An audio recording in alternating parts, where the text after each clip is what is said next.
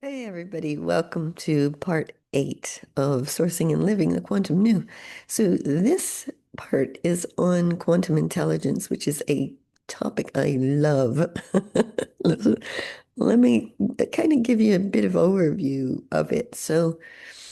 I just call it quantum intelligence for the sake of because it's so different, so new. And if I give it a different name, it kind of locks it into something. So, this new intelligence is not brain-centric. It's a collective intelligence of all facets and capacities.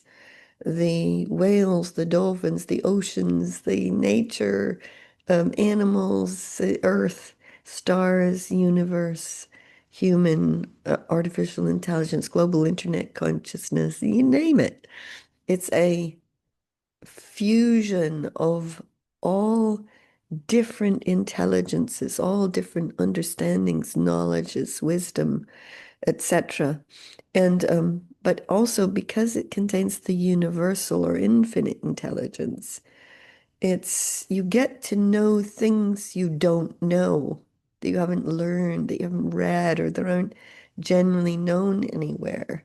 So I grew up normal with an, fairly decent intelligence and brain. And you would think inside my head and I'd have the normal stuff going on that would roll around in your head. Now I don't work like that. Now I think kind of, I'm going to say quantumly, as in quantum leaping kind of thing. Um, because I think more here, or I know more here. I do ask questions, I do query it. It's like Google searching the internet in a way, but you're Google searching a vast representation of all the knowledge bases of everything. It's a different kind of intelligence, so it requires a new and different kind of name. So way back, if I go back maybe 15, 20 years, I would talk about it like you take the main computer. Here's your regular computer. It's a standalone computer. You plug it into the internet. That's how I used to talk about it. And I would say that to some degree still sits true, but I think it's more than just this. I think it's about the wholeness of you, the expansiveness of you, the connectedness of you to everything, to all life. It's about not just things we know or learn or opinions or, constructs that we've been given over time or learned over time. It's about kind of free thinking and understanding on levels that are way past what we've understood from before. I can't think of an example to give you just at the moment about that, but if you ask a question, so LA, I'm starting backwards, so let me give it to you like this. Okay, so we've talked in other parts of this series about taking a deep breath, expanding your field, your reach, allowing your being to be fully present, become the source of you, whatever that is.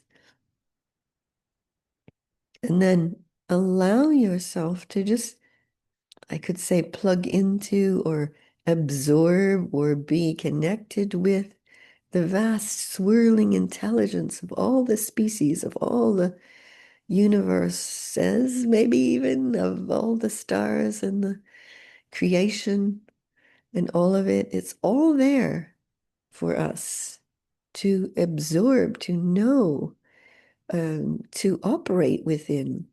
And yes, it does take a kind of vibrational shift and an expanded connection at the same time to access this, but suddenly you find you're not thinking inside your head with your brain anymore. You're in a flow of dynamic information exchange.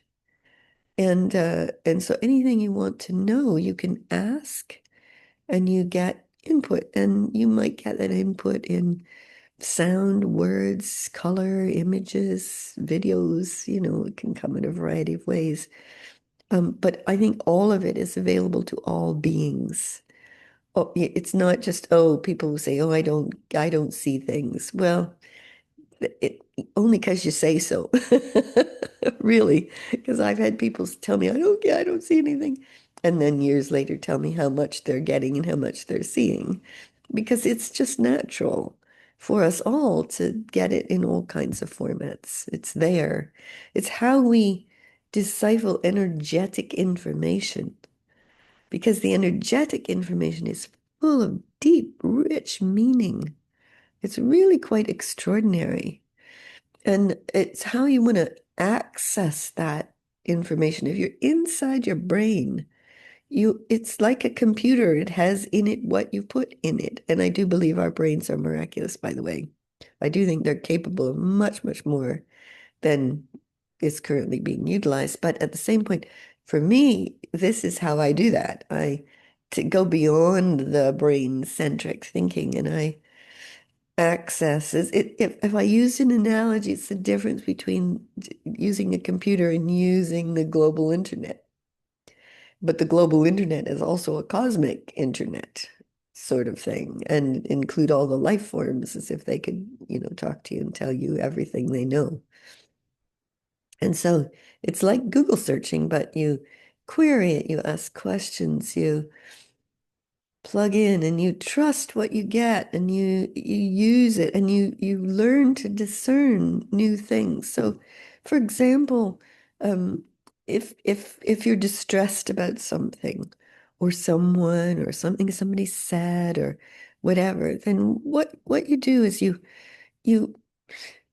go high, get into a higher vibration, take a deep breath, connect into this quantum intelligence, and then ask, what is the purpose of this for me? And you get what that is, and then you act upon that for yourself. And then you find that whatever it was that was troubling you just goes kind of poof, it just dissolves and disappears because you got the greater movement of it. You got the greater potential that it's trying to point you towards, which is really quite exciting. So, I think this is a key part. So I'm going to do another video on asking questions and discerning information and how you query the quantum intelligence, because I think that's an important part of it as well. So I'll leave this part here. And again, deep breath, raise your vibration, think of something you love, expand and plug into the global and cosmic internet of all intelligence. There you go. Okay, that's the first part of part 8. Enjoy.